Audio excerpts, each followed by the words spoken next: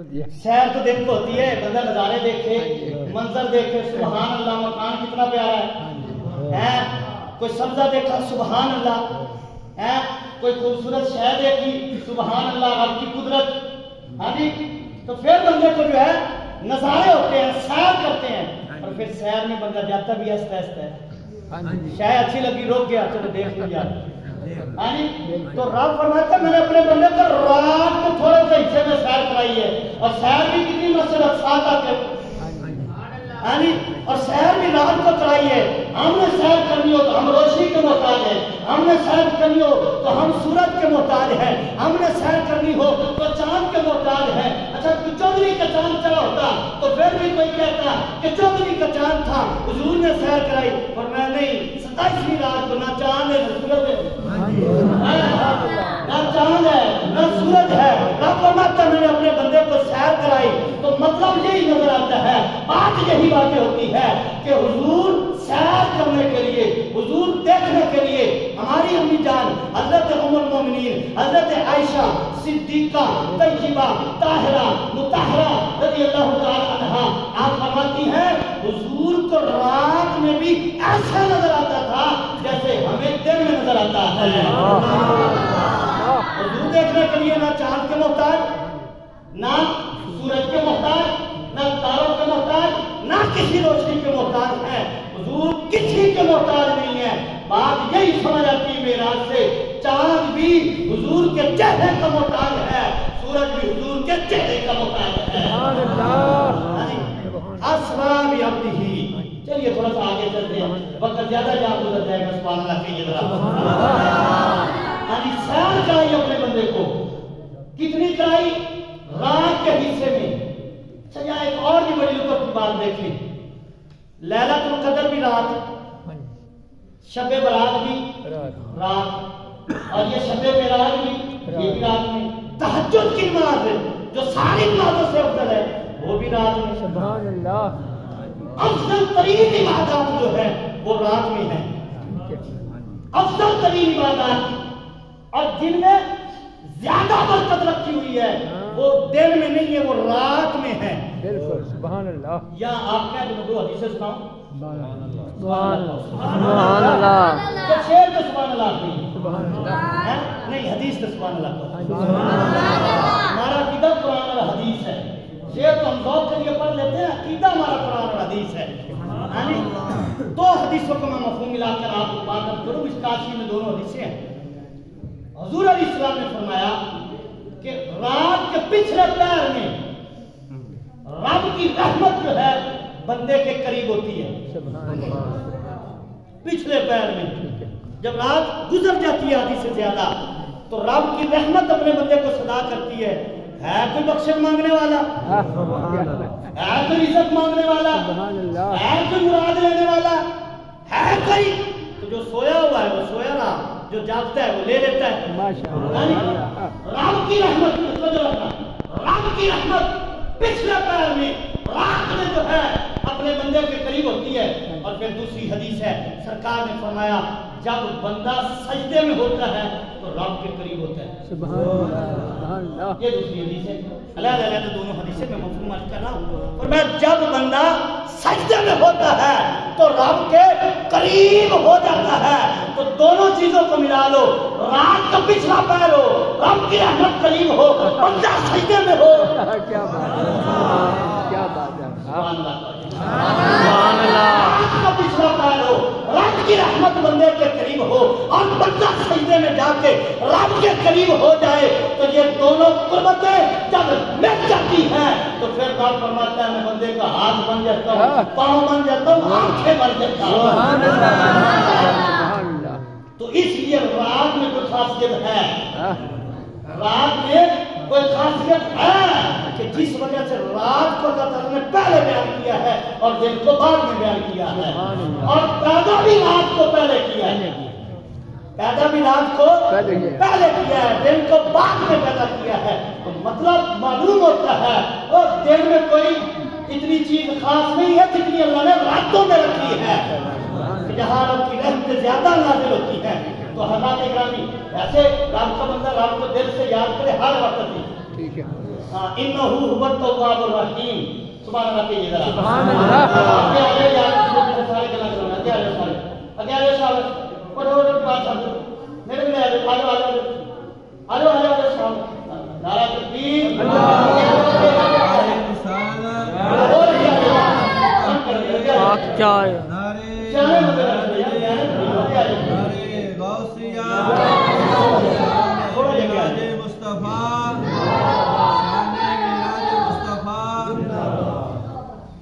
मेराज शुरू है। सुभान अल्लाह। सुभान अल्लाह को शुरू है और इंशाल्लाह अकेला आके जाना है इंशाल्लाह। पढ़नी है फजर की, पढ़नी है उठ के पढ़िए, जाके पढ़िए। सुभान अल्लाह को। सुभान अल्लाह। अच्छा, लैलन रात के हिस्से में आगे फरमाया, ये बात बड़ी सुनने वाली है, लैलन मिनल मस्जिदिल हरामी इलल मस्जिदिल अक्सा। सुभान अल्लाह। फरमाया मस्जिद हराम से शुरू हुई सैर, खत्म कहाँ हुई? अक्सा। अक्सा का माना इंतहा, यानी हुजूर की सैर की यहाँ इंतहा नहीं हुई। ये भी याद रखें, हुजूर की सैर की इंतहा नहीं हुई कि मस्जिद अक्सा तक आया, आ गई हुजूर की सैर की इंतहा होगी। ना ना, ये हुजूर की सैर की इंतहा नहीं है।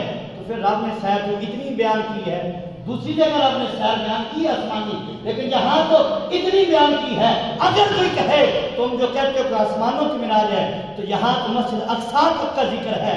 इसका मतलब ये है कि सामने उस वक्त काफिर थे जिनको हुजूर ने खिताब करना था, जिनसे हुजूर ने अपना मिराज बयान करना था, और काफिरों के इल्म की इंतहा जो है वो मस्जिद अक्सा तक थी। मसला समझ आया? मस्जिद अक्सा के आगे काफिर पहले आसमान किसी काफिर ने देखा था, हुजूर फरमाते मैंने पहला आसमान देखा है, मैंने सातवां आसमान देखा है, मैंने जन्नत को देखा है। तो वो आगे से कहते देखा होगा, हमने कौन सा देखा है कि हम आपसे पूछ लें। तो सरकार ने फरमाया फिर तुमने मस्जिद अक्सा तो देखी है ना, मैंने वहां तक सैर की है, कोई गुमान है, कोई शक है तो फिर सवाल करके देख लो। कोई सवाल करके देख लो। और मस्जिद अक्सा को मस्जिद अक्सा इसलिए कहा जाता है कि जहां हुजूर के सैर की, ज़मानी सैर की, जमीन के सैर की बात हो रही है कि इंतहा होती है, आगे आसमानी सैर का आगाज होता है जहां से। तो इसलिए फरमाया मस्जिद अक्सा तक। और हदीस पाक में है, सरकार से सहाबा किराम ने पूछा या रसूल अल्लाह अलैहिस्सलाम मां बाप कुर्बान हो, आप बताइए सबसे पहले मस्जिद जिसकी दुनिया में तामीर रखी गई है, बुनियाद रखी गई है, वो कौन सी मस्जिद है? हुजूर ने सोचा नहीं है, ये नहीं कहा कि जिब्रील आ गए फिर बताता हूँ, और मैं पहली मस्जिद जो बनाई गई है वो मस्जिद हराम है। सुभान अल्लाह। दुनिया में पहली मस्जिद जिसकी बुनियाद रखी गई वो कौन सी मस्जिद? हराम। फिर सवाल किया जी, हजरत आदम अलैहिस्सलाम ने इसकी बुनियाद रखी। सहाबा किराम ने फिर सवाल किया या रसूल अल्लाह दूसरी मस्जिद है। हुजूर तो आए हैं सारे नबियों के बाद, और सहाबा किराम सवाल कर रहे हैं पहले नबियों की जिंदगी का। और हुजूर ये नहीं फरमा रहे कि कुरान आएगा कोई आयत नाज़िल होगी तो बताऊंगा, जिब्रील आएगा तो फिर बताऊंगा। सरकार ने फरमाया पहली मस्जिद हराम है और दूसरी मस्जिद मस्जिद अक्सा है। और मस्जिद अक्सा की बुनियाद हजरत दाऊद अलैहिस्सलाम ने रखी, और उसको मुकम्मल किया हजरत सुलेमान अलैहिस्सलाम ने। और मुकम्मल तामीर जब हो रही थी तो आपका वक्त आखिरी आ गया, अल्लाह की बारगाह में अर्ज की मौला मस्जिद को मुकम्मल नहीं हुई, अगर मैं इसी तरह दुनिया से पता कर गया तो मस्जिद की तामीर तो रह जाएगी, मौला इजाजत दे, वक्त पूरा हो गया है, वक्त तो नहीं मांगता, इतनी इजाजत दे, शीशे के मकान में खड़ा हो जाता हूँ और असा वो जो आंख में लकड़ी थी और मैं इससे टेक लगा लेता हूँ और मैं खड़ा रहूंगा, जब समझेंगे अल्लाह का नबी देख रहा है वो मस्जिद बनाते रहेंगे, मेरी जिंदगी भी पूरी हो गई है, मस्जिद की तामीर भी हो जाएगी। हजरत सुलेमान अलैहिस्सलाम शीशे के मकान में उनके सामने खड़े हो गए, उनकी रूह कब्ज़ हो गई, आपका जिस्म भी सलामत है, लकड़ी भी सलामत है। 2-4 हफ्ते में कितने दिन अल्लाह के नबी जमीन के ऊपर खड़े हैं, असा से टेक लगाए हुए हैं, ना जिस्म से बदबू आती है ٹھیک ہے نہ کپڑا جو ہے وہ خراب ہوتا ہے، کیونکہ یہ عام نہیں ہے، یہ اللہ کے نبی ہے۔ سبحان اللہ، اللہ کے نبی کھڑے ہیں، جنہوں نے سمجھا کہ نبی دیکھ رہے ہیں، جلدی جلدی مسجد کو تعمیر کرو۔ اس سے دوسری بات بھی پتہ چلا، اس پر وجہ یہ تھی کہ لوگ کہتے تھے جنوں کو غیر کا علم ہوتا ہے، اگر ہوتا تو پتہ نہ چل جاتا کہ اللہ کے نبی کا وصال ہو گیا۔ اس کا ایک راز یہ بھی تھا، لیکن میرا جو موضوع ہے تو اس کی طرف آؤں گا۔ دوسری مسجد کو پوچھا گیا تو کون سی مسجد؟ مسجد اقصیٰ۔ فرمایا دوسری مسجد اقصیٰ ہے، اور حضور نے فرمایا مسجد اقصیٰ میں جو بندہ ایک دو رکعت نفل نماز ادا کرتا ہے، ایک نماز پڑھتا ہے، اللہ تعالیٰ اس کو 10,000 نماز پڑھنے کا ثواب عطا فرماتا ہے۔ اچھا نماز ایک ہے، ثواب 10,000 کا ہے۔ وجہ کیا ہے؟ کیونکہ وہاں حضور کے قدم جو لگ گئے ہیں۔ یہاں ایک بڑی پیاری بات کی آپ سے سینے کو ٹھنڈک پہنچے گی۔ ہاں جی، حضرت سید محمود آلوسی رحمۃ اللہ تعالیٰ علیہ، آپ تفسیر المعانی میں لکھتے ہیں کہ مسجد اقصیٰ کے جو ستون تھے، ہماری مسجد میں تو ستون نہیں ہے، مسجد اقصیٰ کے جو ستون تھے، ہاں جی، وہ ستون جو ہے نا وہ اللہ کی بارگاہ میں عرض کرتے ہیں مولا تیرا نبی دنیا میں آیا ہے، ایک بار دیدار تے کروانا۔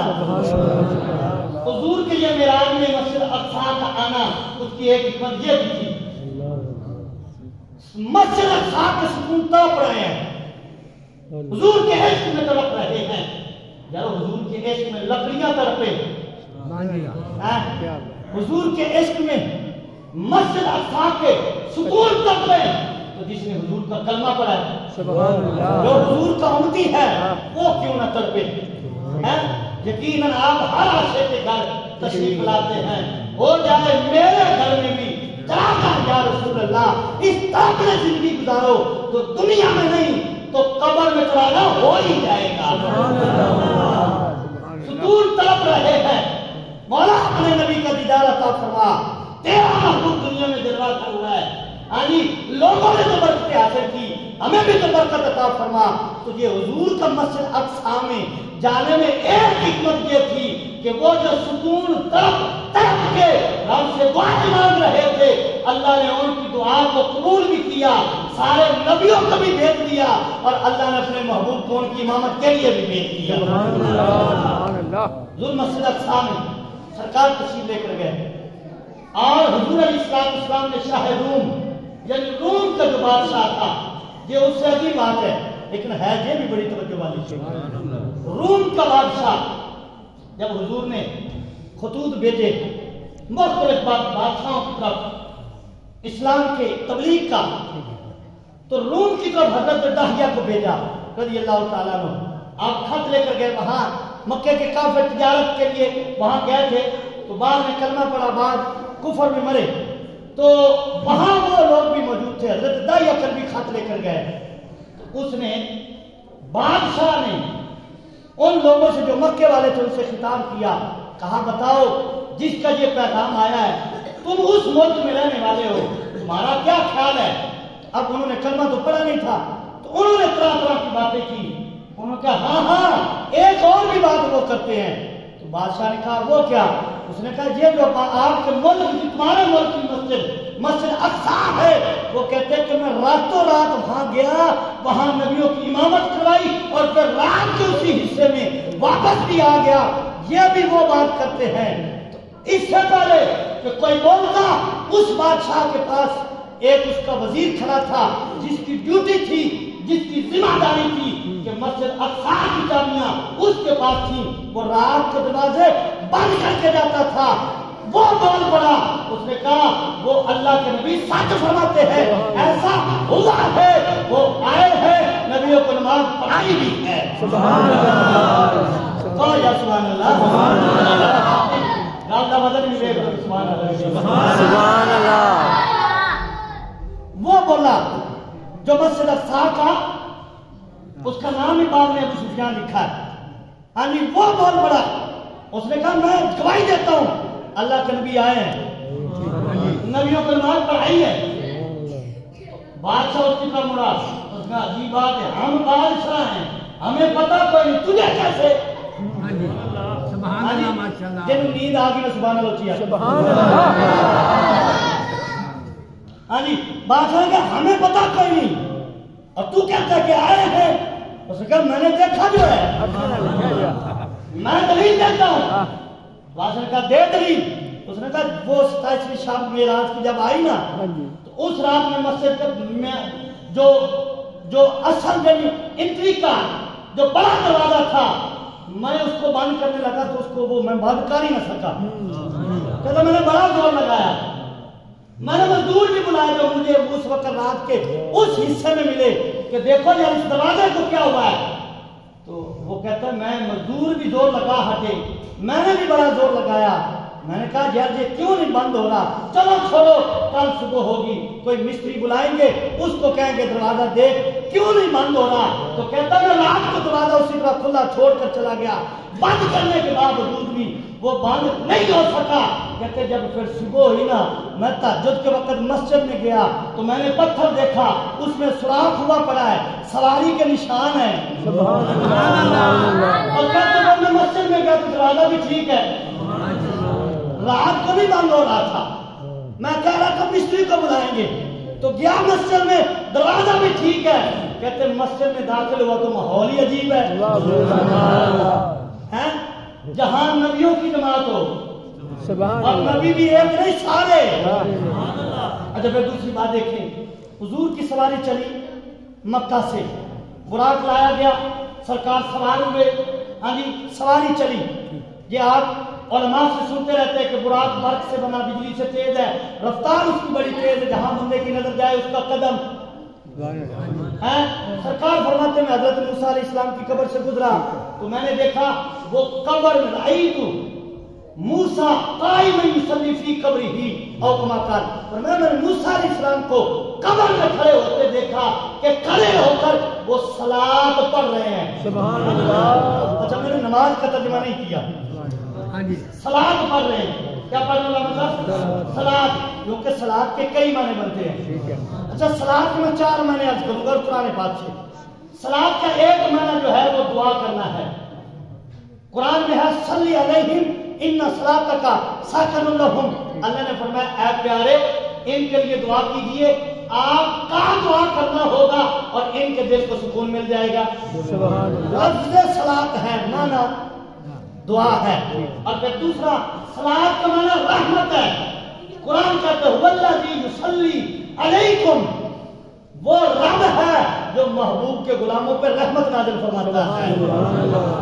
اور صلاۃ کا تیسرا معنی درود پاک پڑھنا ہے یصلون علی النبی اللہ اور اللہ کے فرشتے اپنے محبوب پہ درود بھیجتے ہیں تو یہاں صلاۃ کا معنی کیا ہے درود ہے اور پھر چوتھا معنی صلاۃ کا ہے نماز وَأَقِيمُوا الصَّلَاةَ فرمایا نماز قائم کرو تو 4 معنی بنے تو صلاۃ کا ایک معنی کیا ہے درود پڑھنا تو کیا ہم یہ ترجمہ کر سکتے ہیں کہ حضور نے فرمایا کہ میں نے موسیٰ علیہ السلام کو قبر میں دیکھا وہ کھڑے ہو کر میری ذات پہ درود پڑھ رہے ہیں سبحان اللہ کیونکہ جو دنیا سے چلے جائیں تو نماز تو ہے ہی نہیں نماز تو ہے ہی نہیں تو پھر کیا کر رہے تھے حضور کی ذات پہ درود پڑھ رہے تھے کیونکہ یہاں ایک اور روایت ہے حضور فرماتے جب میری سواری چلی دائیں طرف سے آواز آ رہی تھی السلام علیکہ یا امام الاولین بائیں طرف سے آواز آ رہی تھی السلام علیکہ یا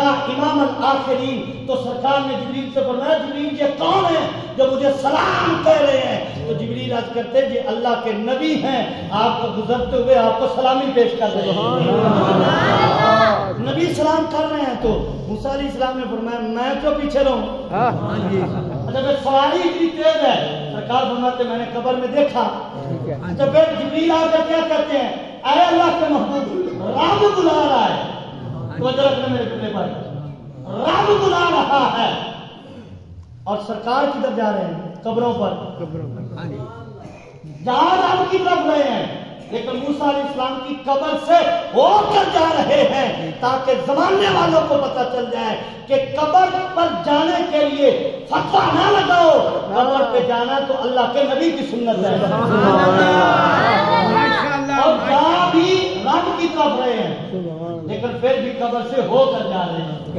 میں جو بات کرنا چاہتا ہوں، آتے ہیں اختتام کی طرف، اختصار کی طرف. حضرت حضور علیہ السلام کی سواری چلی، موسیٰ علیہ السلام کی قبر سے گزرے، سرکار مسجد اقصی میں پہنچے.